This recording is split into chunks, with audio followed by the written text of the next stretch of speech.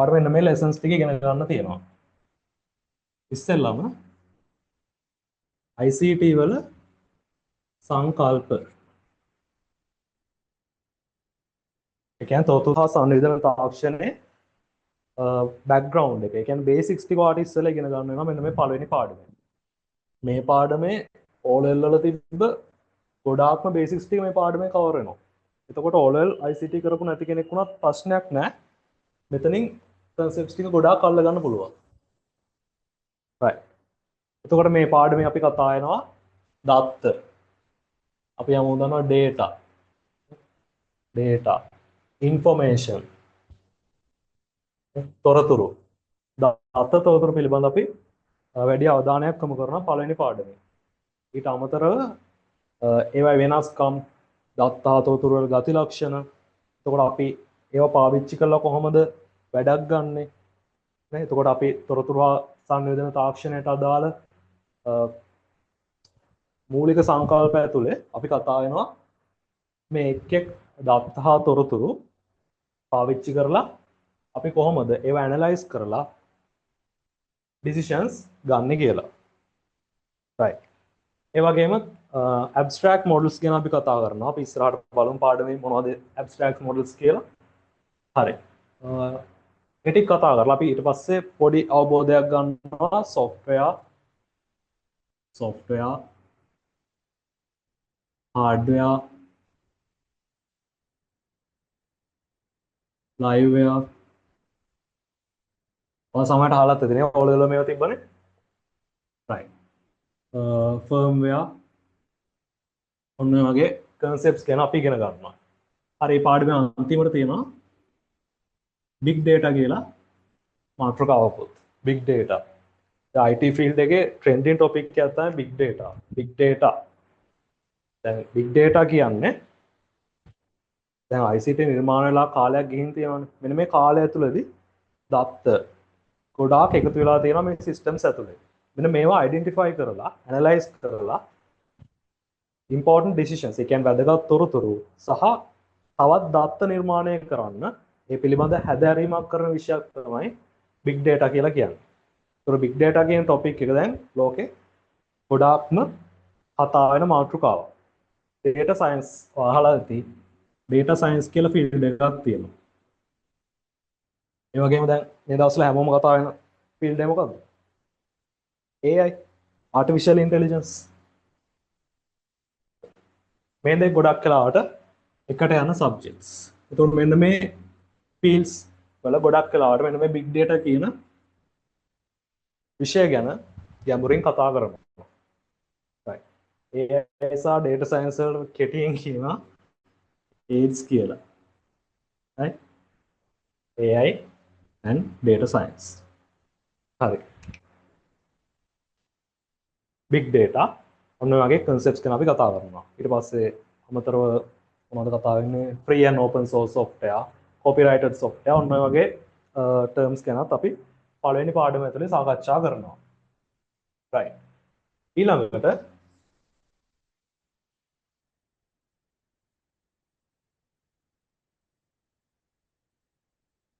දෙවෙනි පාඩමේදී තියෙන අපිට පරිගණකයේ ඉතිහාසය.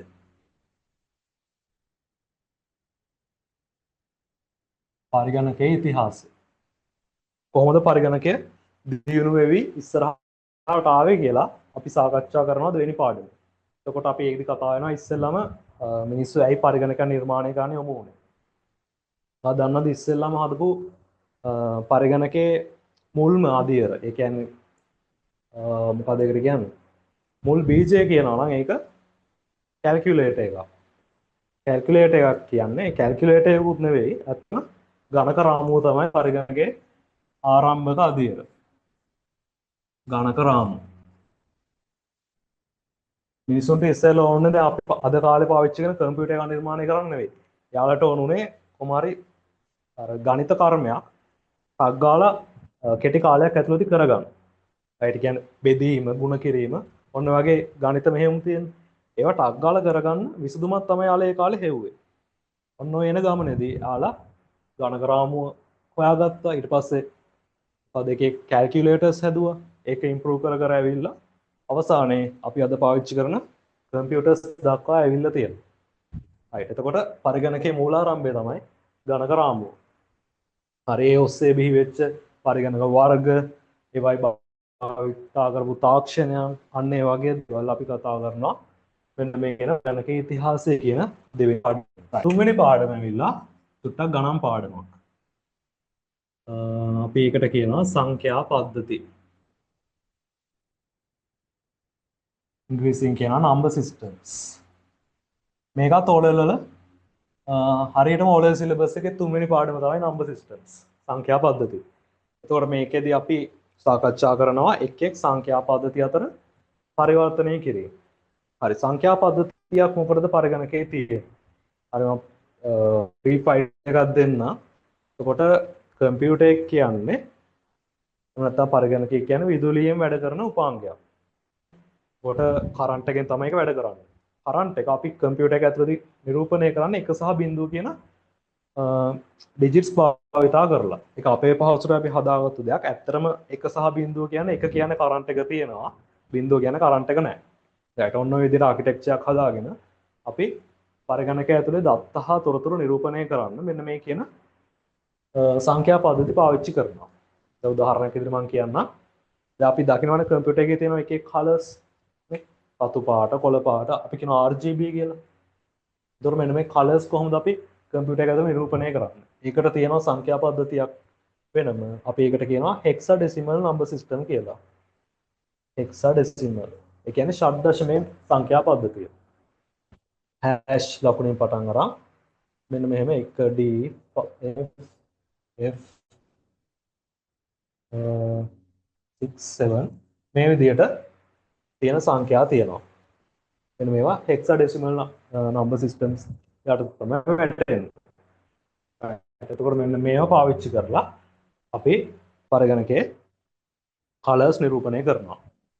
right ඔන්න ඔය වගේ විශේෂ වැඩවලට අපි පාවිච්චි කරන සංඛ්‍යා පද්ධති තියෙනවා. සංඛ්‍යා පද්ධති ඇත්තටම 4ක් තියෙනවා. ද්විමේ සංඛ්‍යා පද්ධතිය, අෂ්ටමේ සංඛ්‍යා පද්ධතිය. right ඔය වගේ සංඛ්‍යා පද්ධති 4ක් තියෙනවා අපිට ඉගෙන ගන්න. ඒවා අතර පරිවර්තනයන් තමයි අපිට මේ පාඩමේදී ගොඩක්ම සාකච්ඡා කරන්න තියෙන්නේ. ඇත්තටම ගණන් පාඩමක් කිව්වට මේකේ ඔයාලට සරල විදියට එකතු කිරීම, අඩු කිරීම, ගුණ කිරීම, බෙදීම සහ මොනවද පවර්ස් එහෙම නැත්නම් ඉන්ඩිසස් වලට මොකද්ද කියන සිංහලෙන් බලයනේ. අර x to the power 2 මේ වගේ මෙන්න මේ O level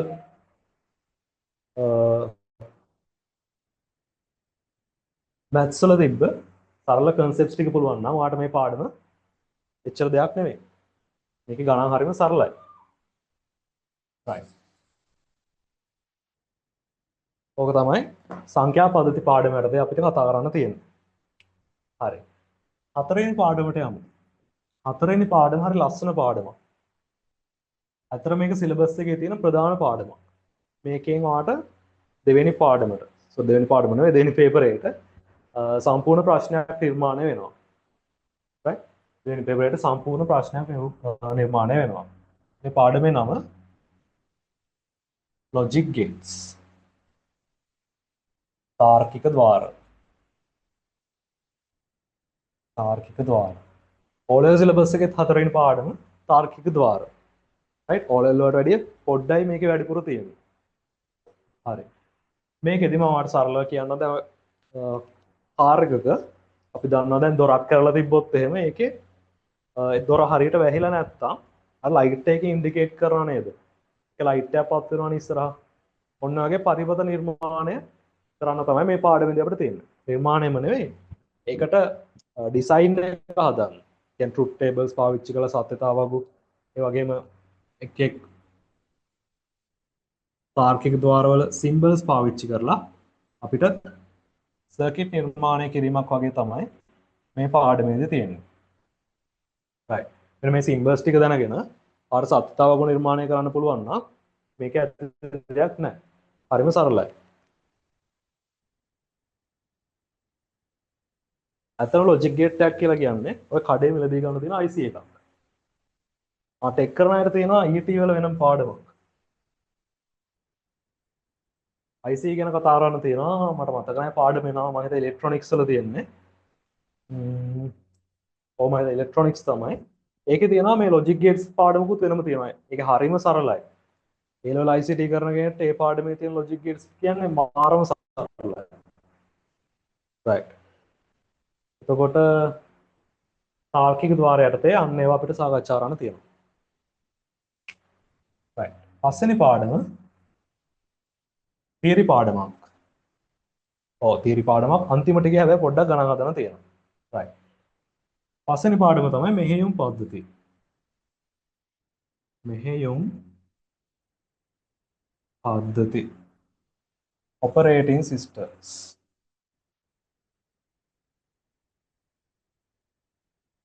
ආයිත් ඕලෙවල් සිලබස් එකේ පස්වෙනි පාඩම මෙහෙයුම් පද්ධති.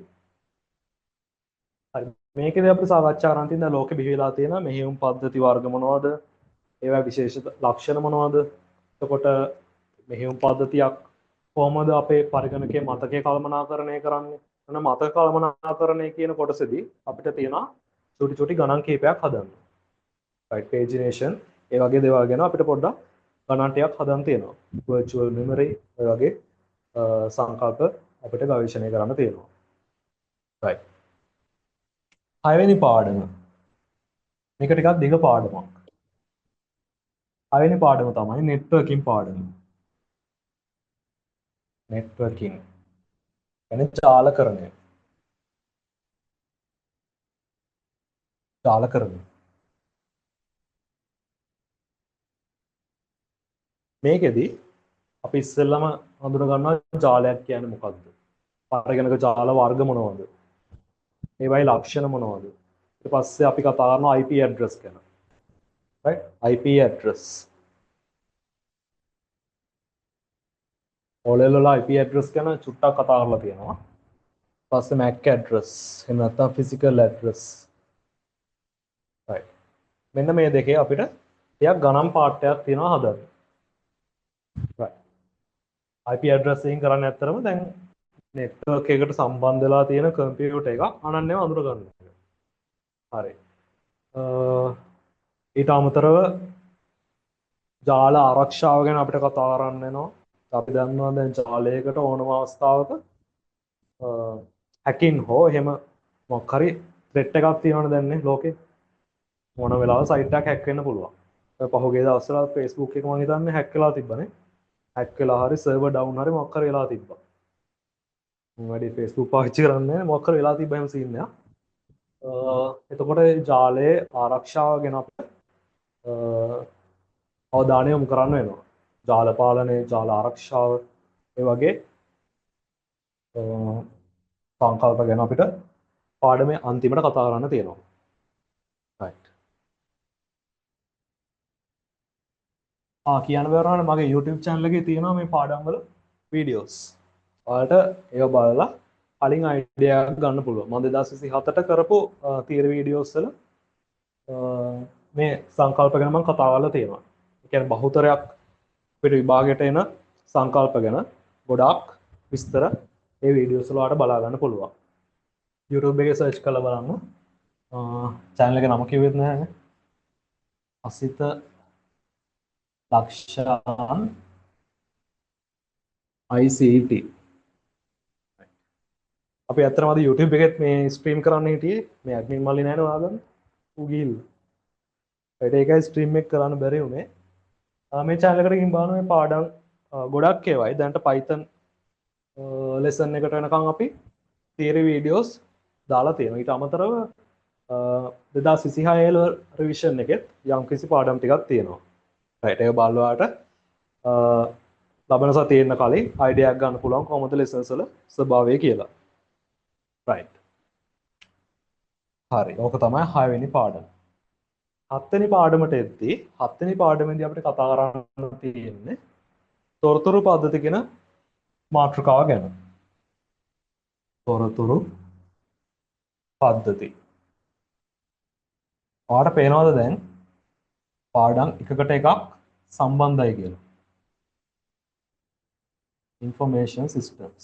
මේ බලන්න 7 වෙනි පාඩම තොරතුරු පද්ධති. ඔයාලට පේනවද මේ ICT කියන ICT සංකල්ප කියන පාඩමේ ඉස්සෙල්ලම ඔයාලට කියලා දෙනවා දත්ත කියන්නේ මොනවද? තොරතුරු කියන්නේ මොනවද කියලා. right? තොරතුරු ගැන අපිට ගොඩාක් සාකච්ඡා කරන්න තියෙනවා. ඊට පස්සේ තොරතුරු ගැන අයිඩියා එකක් ගත්තට පස්සේ අපිට තියෙනවා තොරතුරු පද්ධතියක් නිර්මාණය කරන විදිය සාකච්ඡා කරන්න. right? ඇත්තටම මේ ICT සිලබස් එක හදපු අය සුපිරියටම සිලබස් එක පෙළගස්සලා තියෙනවා. right? තොරතුරු පද්ධති ගත්තට පස්සේ තොරතුරු පද්ධති මේ මාතෘකාව සෑහෙන වැදගත්. මේකට වෙනම නිර්මාණය කරපු ඩිග්‍රී ප්‍රෝග්‍රෑම්ස් පවා තියෙනවා. නැත්නම් සබරගමු කැම්පස් එකේ තියෙනවා. ඔය සබරගමුවේ ඉන්ෆර්මේෂන් සිස්ටම්ස් ඩිග්‍රියට සෑහෙන ඩිමාන්ඩ් එකක් තියෙනවා. ඔව්. අපේ කැම්පස් එකේ ස්ලිට් එකේ තියෙනවා වෙනම ඉන්ෆර්මේෂන් සිස්ටම්ස් කියලා ඩිග්‍රී එකක්. ඊට අමතරව ඉන්ෆර්මේෂන් සිස්ටම්ස් ඉන්ජිනියරින් කියලා ඩිග්‍රී එකකුත් තියෙනවා. මොකද මේ ටොපික්ස් දෙක සෑහෙන ට්‍රෙන්ඩින් දැන් ෆීල්ඩ් එකේ. දැන් මේකත් පොඩ්ඩක් මීඩියම් ලෙවල් එකේ තියෙනවා AI වලින් රිප්ලේස් වෙන මට්ටමක. මොකද හැම එකම තියෙන රිප්ලේස් වෙනවනේ. ඒක කියන බැරුණා. දැන්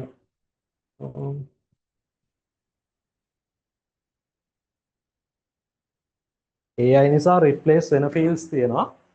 රිප්ලේස් කරන අමාරු ෆීල්ඩ්ස් තියෙනවා. right. කවුද මේ කසුන්?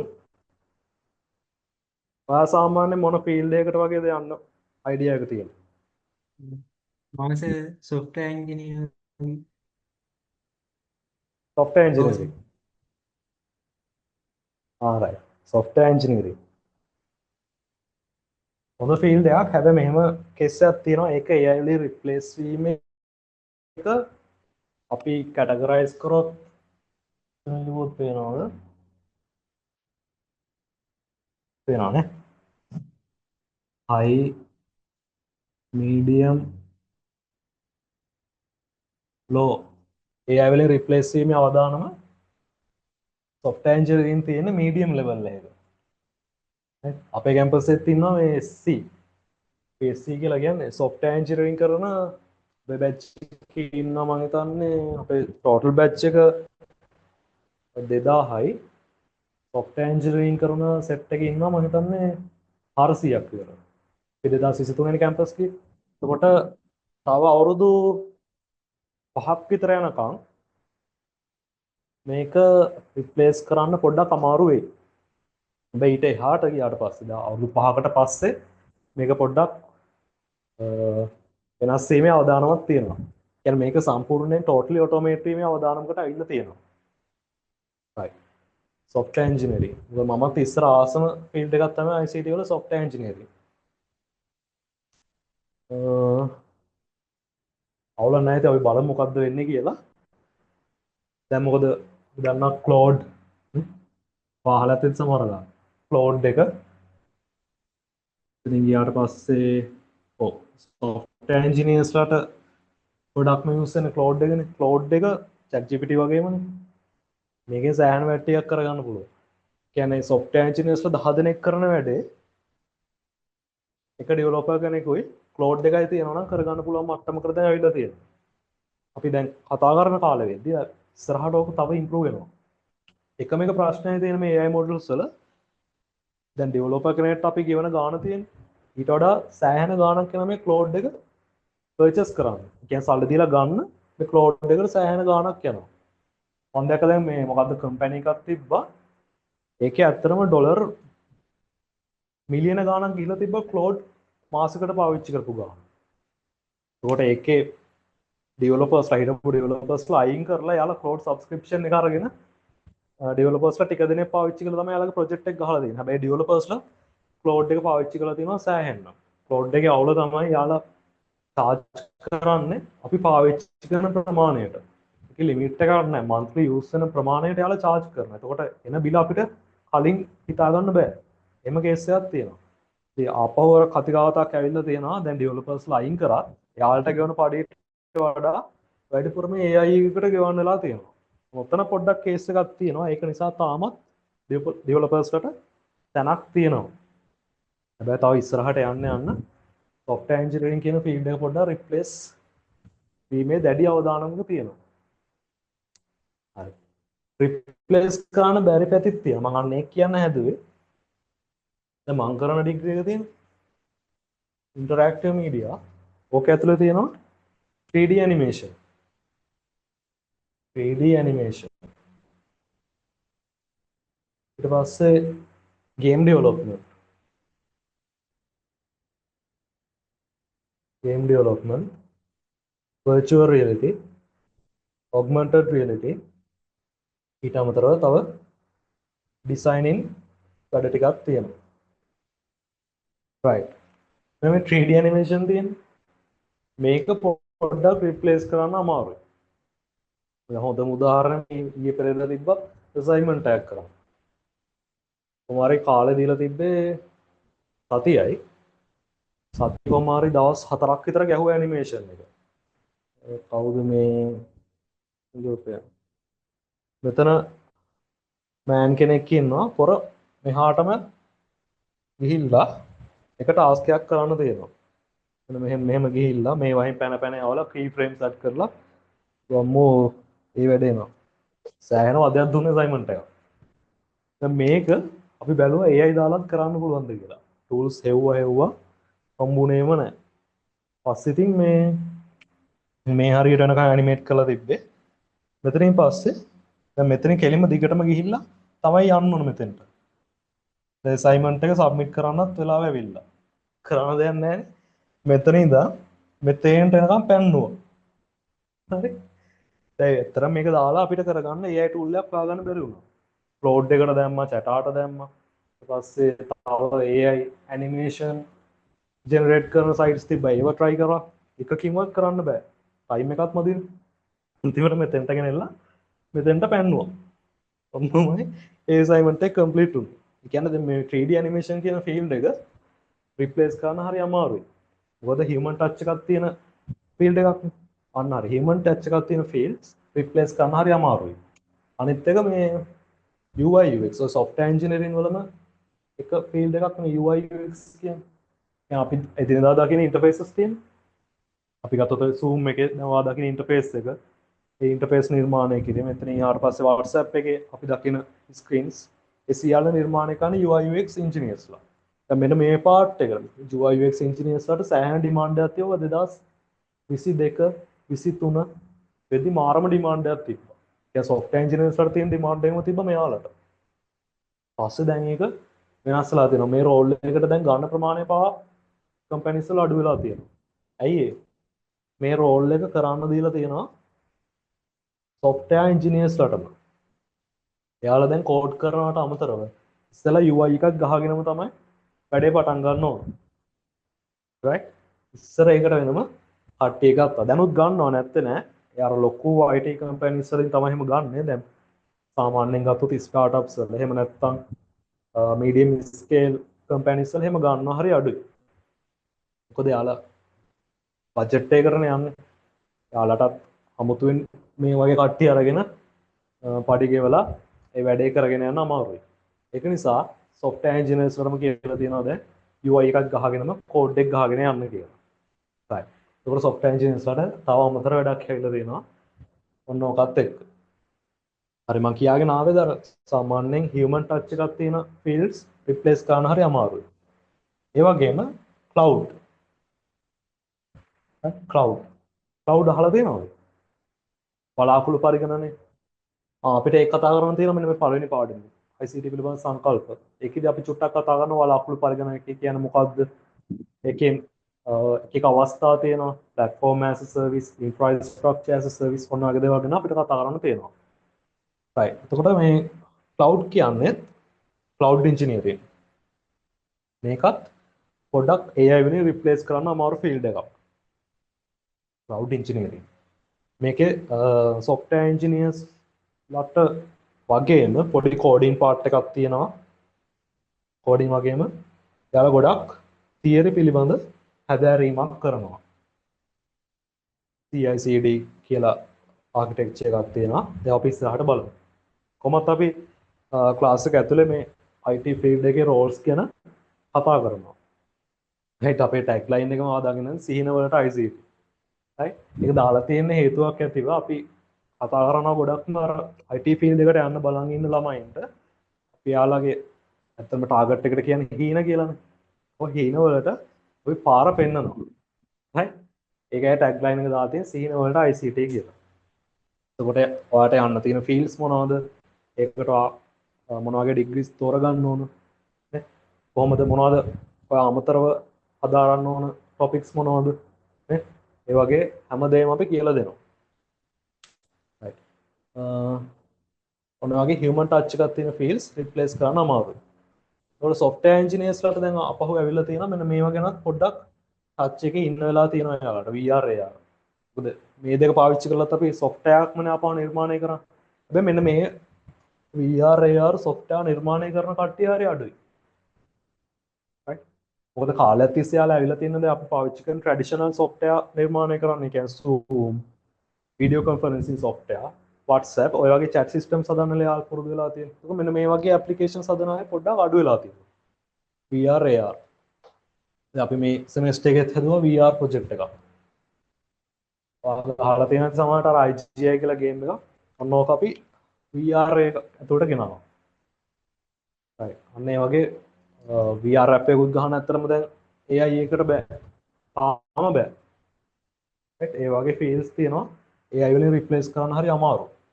game development. AI වලින් දැන් games හදනවා. දැන් අපි ගොඩක් පාවිච්චි කරන games හදන Unity එකෙන්.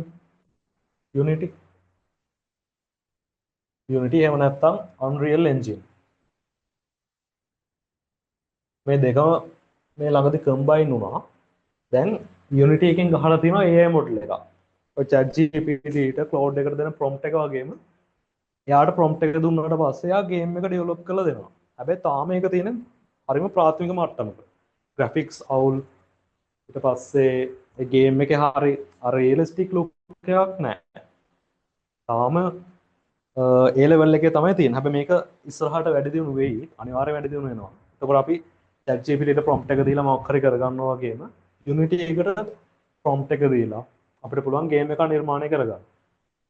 එතකොට අර අපි ගහන assignment මෙන්න මේවට 3D animation වලට කාලෙකදී එයි. හැබැයි ටිකක් කල්යයි. මොකද ඒක හරිම අමාරුයි මේ replace කරන්න. game development එකත් එහෙමයි. right. මෙන්න මේ තුන පොඩක් software engineers ලටත් familiar topics තුනක්. නිසා software engineering කියන cluster එක ඇතුළේ මේ තුනත් පොඩ්ඩක් replace කරන්න හරි අමාරුයි. හරි. ඒක නිසා software engineering වා target කරනවා නම් පොඩ්ඩක් මෙන්න මේ fields ගැන campus යන කලින් පොඩි අවබෝධයක් ලබාගෙන යන එක හොඳයි. right. තොරතුරු පද්ධති ගැන කතා කරලා තමයි ඔන්න ඔක් කතා කරන්නේ. තොරතුරු පද්ධති කියන topic එකත් සෑහෙන දැන් trending topic එකක්. එයාව පොඩ්ඩක් replace කරන්නත් දැන් අමාරු වෙලා තියෙනවා. AI systems වලට. හැබැයි තව අවුරුදු 7ක් විතර යද්දී සම්පූර්ණ සිස්ටම් එකක් ගහන්න පුළුවන් AI agents ලා බිහි වෙනවා. AI agents අන්න හරි. agents කියන topic එකත් අපිට මෙන්න මේ තොරතුරු පද්ධති කියන මාතෘකාව ඇතුලේ කතා කරන්න වෙනවා. agents ඒජන්තවරු. right. අපි බලමු මොකද්ද ඒ topic එක ඇතුලේ අපිට සාකච්ඡා කරන්න තියෙන්නේ කියලා. right. ඊළඟට අපි යමු 8 වෙනි පාඩමට. 8 වෙනි පාඩම ගත්තොත් එහෙම මේකත් ඕ ලෙවල් වල තිබ්බ පාඩම. 8 වෙනි පාඩම තමයි දත්ත සමුදාය කළමනාකරණය. දත්ත සමුදාය කළමනාකරණය. අපි ඉංග්‍රීසි වලින් කියනවා database.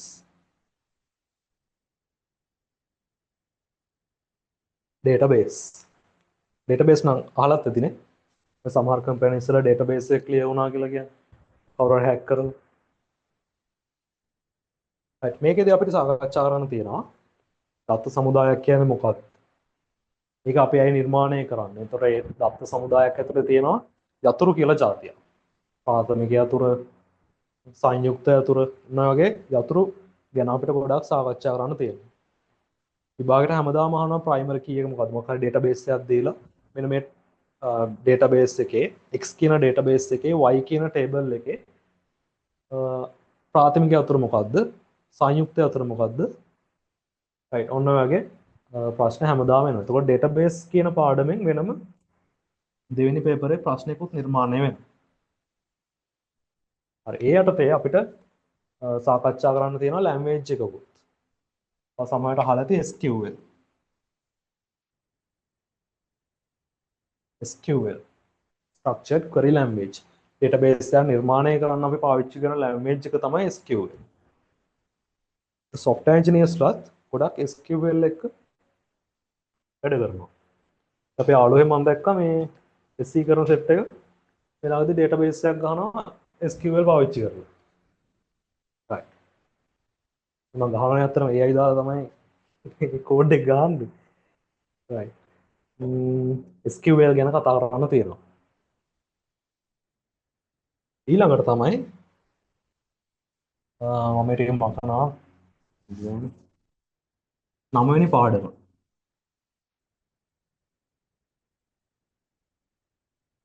තමයි ගොඩක්ම අමාරුයි කියන මේ 9 වෙනි පාඩම. මට ඒක ඇති දෙයක් ඇත්තම නැහැ.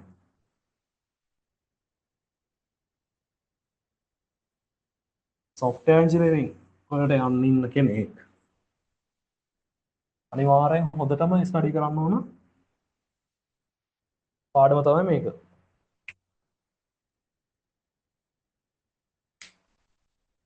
ඒ තමයි programming. programming. ක්‍රම ලේඛනය. මේකෙදි මොනවද තියෙන්නේ? මේකෙදි තියෙන්නේ ඔය ගොඩක් අය අමාරුයි කියන මෙන්න මේ Python කියන language එක.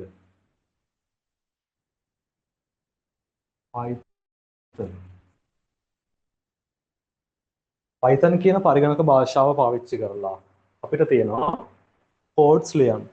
software engineers ලගේ ප්‍රධාන කාර්යයෙන් code ලියන එකනේ. ඒකට code ලියන්න අපිට A level ICT syllabus එකේ තියෙන ප්‍රධානම language එක තමයි Python language එක. හරි. ඒකෝර අපි දැන් ඉස්සෙල්ලා කතා කරේ SQL කියලා language එකක්. ඒක පරිගණක භාෂාවක් නෙවෙයි. ඒ කියන්නේ මේ Python වගේ භාෂාවක් නෙවෙයි. හරි. ඒක තියෙන database නිර්මාණය කරා. මේකෙන් අපි මොකද්ද කරන්නේ? මේකෙන් තමයි අපි දකින්න software තියෙන හැම software එකක්ම නෙවෙයි. උදාහරණයක් විදියට Zoom එක ගන්නකො. Zoom එක වගේ software. ඊට පස්සේ WhatsApp වගේ software. නැත්නම් phone එකේ තියෙන apps. right YouTube app එක ගත්තොත් Chrome එක ඔය වගේ software තියෙන අන්න ඒවා නිර්මාණය කරන්න පාවිච්චි කරන භාෂාවට අපි කියනවා පරිගණක භාෂාවක් කියලා. right. A level syllabus එකේ Python කියන භාෂාව තියෙනවා. O level syllabus එකේ programming කියන පාඩම යටතේ පරිගණක භාෂාවක් තිබ්බා. මතකද? ඊ අකුරෙන්ම පටන් ගන්න. මතකයක් තියෙනවද? හරි. මතකද ඔයාලට මේ මොකක්ද language එක කියලා? මතකයක් නැහැ නේ 11 වසරේ තිබ්බා Pascal කියලා. Pascal එක වැඩි නම් අම්මෝ මේ Python එක මාරම ලේසි. Pascal එක ගොඩාක් ඉස්සර ආපු language එකක්. ඒකෙන් කෝඩ් ලියන්න හරි අමාරුයි.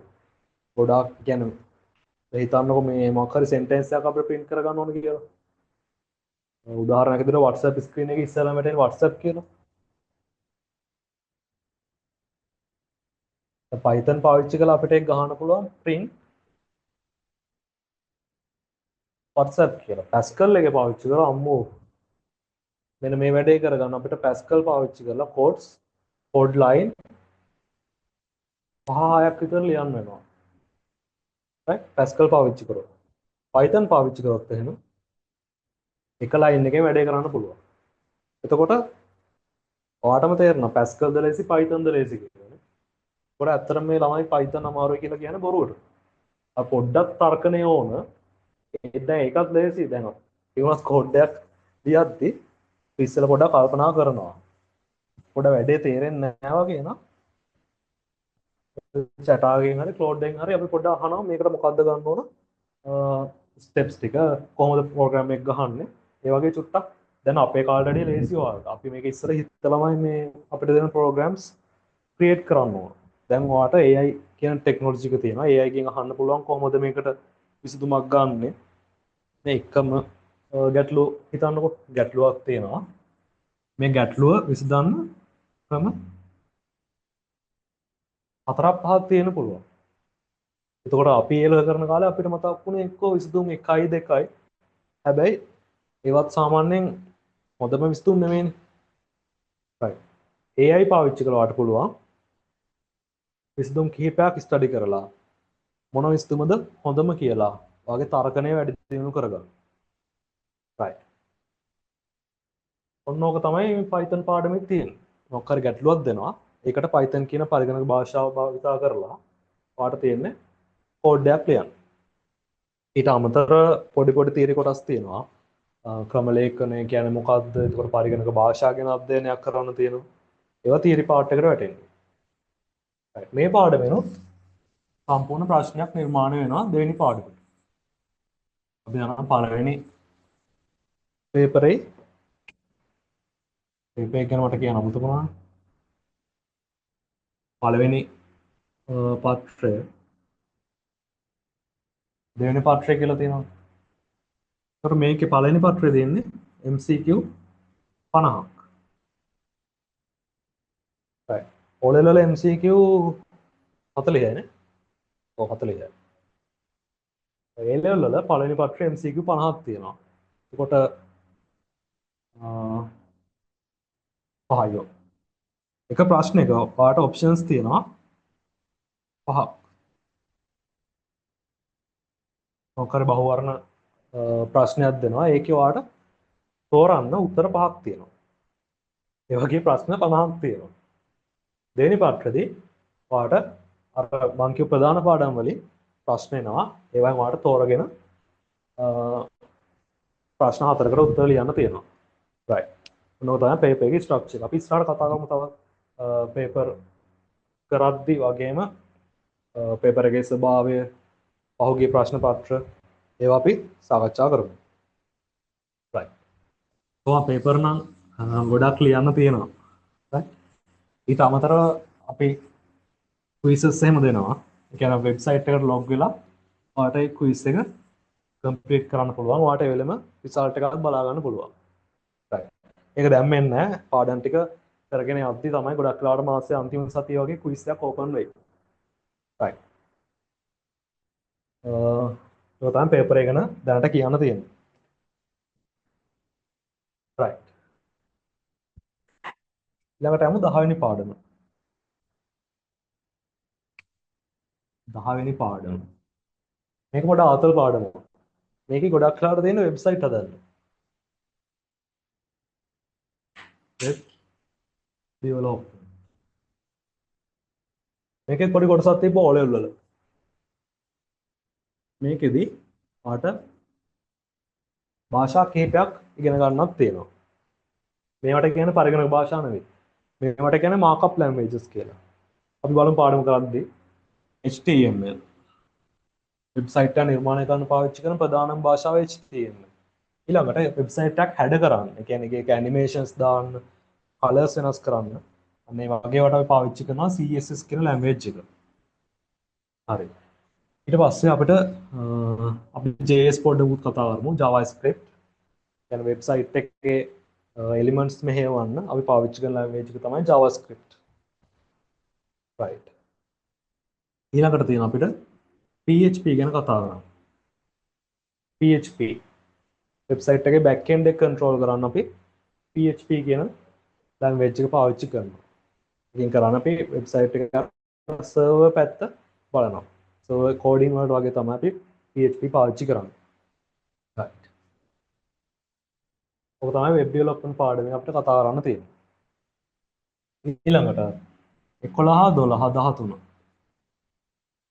මේ වයින් මෑත කාලයේදී පේපර් එකට එන ප්‍රශ්න ප්‍රමාණය වැඩි වෙලා තියෙනවා.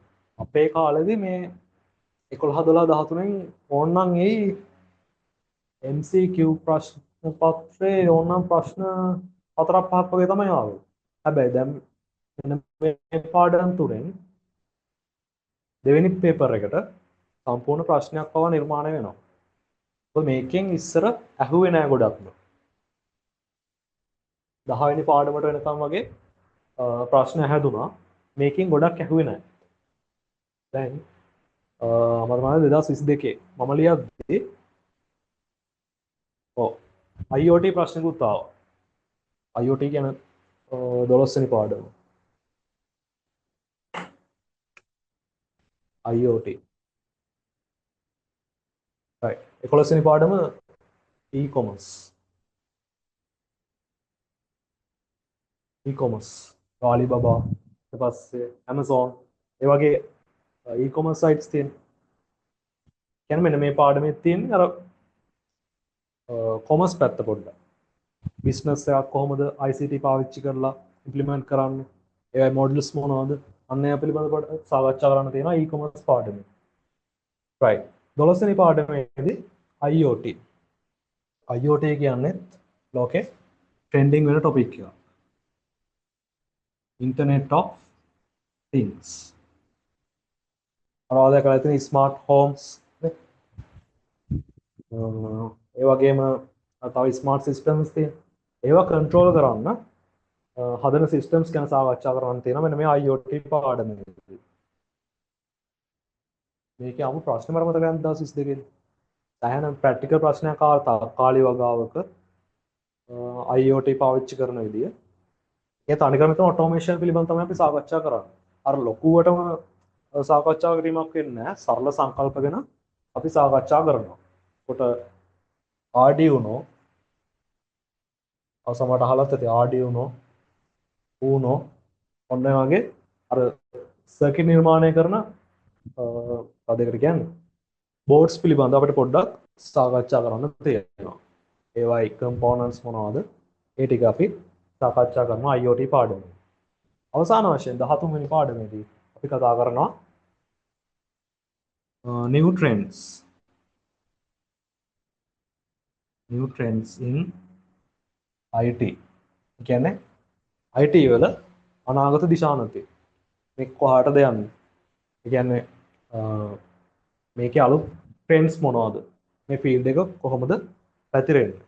ICT කරන කෙනෙක්ට කරන්න පුළුවන් එහෙම නැත්නම් යන්න පුළුවන් ෆීල්ඩ්ස් මොනවද? ඔන්න අපි සාකච්ඡා කරනවා අන්තිම පාඩමේදී. new trends පාඩම. right. ඔක තමයි ICT සිලබස් එකේ තියෙන පාඩම් 13. right. මොකද හිතෙන්නේ? එහෙම අවුලක් නැහැ. මොකද මම කිව්වේ පළවෙනි පාඩමේදී සාකච්ඡා වෙනවා අර ඔලෙවල් වල තිබ්බ ගොඩාක් සංකල්ප. ඊට පස්සේ මාර පෙන්නුවේ පරිගණක ඉතිහාසය ඒකත් හරියටම ඔලෙවල් එකේ දෙවෙනි පාඩම. නම්බර් සිස්ටම්ස් තුන්වෙනි පාඩම, ලොජික් ගේට්ස් හතරවෙනි පාඩම. මේ විදිහටම තිබ්බා. පස්වෙනි පාඩම ඔපරේටිව් සිස්ටම්ස්. ඒකත් ඒ විදිහටම තිබ්බා. ඒ නිසා නිසි අවුලක් නැහැ මේ අර ඔලෙවල් කරේ නැහැ කියලා දැන් මේ ඒ ලෙවල් එකට ඒක ලොකුට බලපාන්නේ නැහැ. අර කරපු අයට පොඩ්ඩක් වාසිය තියෙන්නේ. එයාලා අර කරලා ඒවා අර ගණන් එහෙම හදලා එයාලට පොඩ්ඩක් හුරුව තියෙනවානේ. අර බේසික්ස් ටික කියද්දී එයාලට මතක් වෙනවා. නැතුව වෙන කේස් එකක් නැහැ. එහෙම අල්ලගෙන යන්න පුළුවන්. රයිට් ඒක නිසා බය වෙන්න එපා. ඒ කියන්නේ අර මේ දැන් මේ පාඩම් ගත්තොත් එහෙම මේවා ඉස්සෙල්ලා කතා කරන්නේ ඕලෙවල් වල තිබ්බ ටික. ඊට පස්සේ තමයි පාඩමේ මැදක් විතර යද්දි තමයි මේ අලුත් සංකල්ප ටික එන්නේ. ඒ නිසා කිසිම අවුලක් නැහැ බේසික්ස් ටික අල්ලගෙන යන්න පුළුවන්. ඊළඟදී ICT වල පාඩම් 13යි තියෙන්නේ. ඒ 13ක් සරලයි. අර ප්‍රෝග්‍රෑමින් පාඩම, ඩේටාබේස් පාඩම තමයි පොඩ්ඩක් අර කම්ප්ලෙක්ස් කියලා ළමයි කියන්නේ. ඒක අතර හරියට කන්සෙප්ට් එක අල්ලගෙන ප්‍රැක්ටිස් කරනවා නම් එච්චර දෙයක් නැහැ. right. අපි ලබන සතියේ පටන් ගමු පළවෙනි පාඩම ICT වල සංකල්ප. right. ටියුට් එකක් හැදෙන ගමන් තියෙන්නේ. මොකද ගිය අවුරුද්දක දෙන්න බෑ. අපි තව පොඩ්ඩක් කන්ටෙන්ට් එක එකතු කරලා තමයි දෙන්නේ. ඒ නිසා අලුතෙන් එකයි හැදෙන ගමන් තියෙන්නේ. right. ඊට අමතරව පේපර්ස් ටික කරනවා. පාඩමක් ඉවරුනාට පස්සේ මයින්ඩ් මැප් එකක් දෙනවා. මයින්ඩ් මැප් එකක්. ඒ කියන්නේ සම්පූර්ණ පාඩමම අපි කොලයකට ගන්නවා. A4 sheet එකකට. ඊට පස්සේ අපි ඒක බලලා අර විභාගයට යන්න කලින් ඔය ඔක්කොම එකතු වුණාට පස්සේ පාඩම් කරන්න වෙලාවක් නැහැ.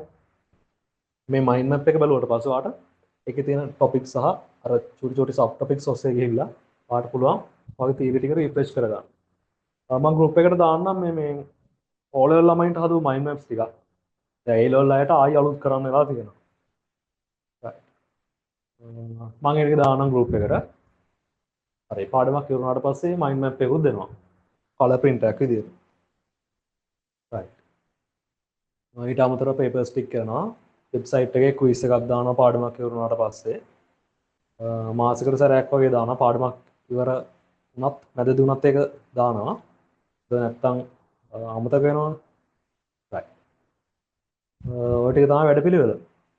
ඊට අමතරව මෙන්න මේ ඩිග්‍රීස් ගැන සාකච්ඡා කරනවා. right. ටියුට් එක අපි ඉවනවා. ඊට අමතරව paper mind map මේ ටික ඔයාට ගෙදර ඩෙලිවර් කරනවා. payment slip එක මේ admin මල්ලට යවුවට පස්සේ. ඕක තමයි procedure එක. මම 2023 මම පන්ති පටන් ගත්තේ.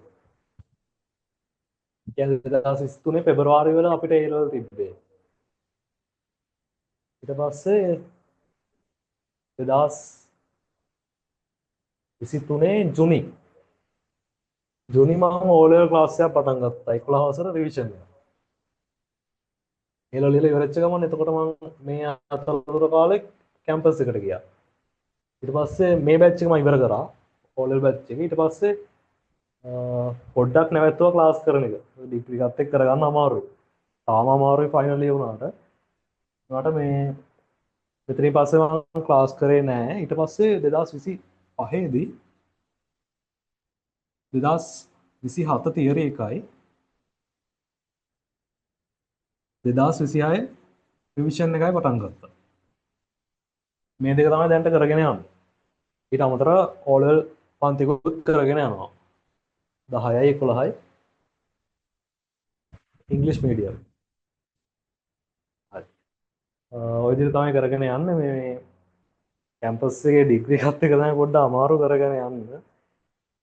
උනාට දැන් ෆයිනල් ඉයර් නිසා පොඩ්ඩක් වැඩ අඩුයි. උනාට රිසර්ච් එකත් එක්ක තමයි ඉර වෙන්නේ. ඒක ගැටලුවක් නැහැ. ලිසන්ස් ටික ගන්නට යනවා. නියමිත කාලයටම සිලබස් එකත් ඉවර කරනවා. අර මාස 6ක් තියලා නම් මම සිලබස් එක ඉවර කරන්නේ නැහැ. මොකද මේ ඊපස්සේ අර කට්ටිය වැඩෙන් අයින් වෙනවනේ. විභාග මානසිකත්වයේ ඉතින් නැති වෙලා යනවා. නිසා මාස දෙකකට කලින් වගේ තමයි සිලබස් ඉවර කරන්නේ. චේ තියාගන්න ඕන නිසා. ඒ නැත්තම් මලක් කලින් ඉවර කරන්න පුළුවන්. ඔහොම තමයි වැඩේ වෙන්නේ. හරි.